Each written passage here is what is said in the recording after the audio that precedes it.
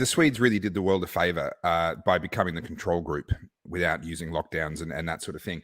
The very first video I released on this, which I think was on the 31st of March in 2020, was a video where I said, I volunteer to be infected with the coronavirus. And I meant it back then, and I would still do it now.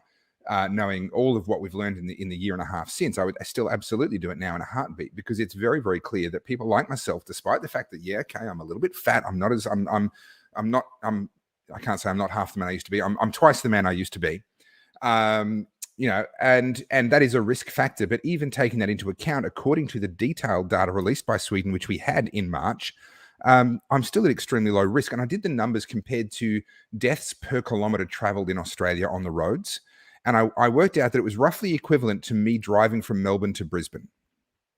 That was my individual risk at my age, with no other comorbidities but carrying too much weight. Okay, that was roughly my risk profile.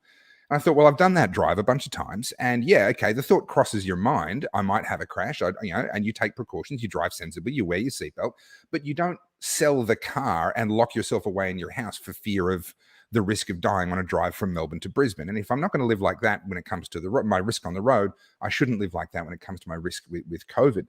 And all that's happened since, and everything that we've learned since, and all of what's happened in whether it's Florida, whether it's Sweden, whether it's other parts of the world, have only reinforced that what we knew in March 2020 was correct. Yes, there was a case for protecting the vulnerable, but there was also a case for making sure that the less vulnerable actually got the disease, recovered, and built that herd immunity that we've been chasing with these jabs.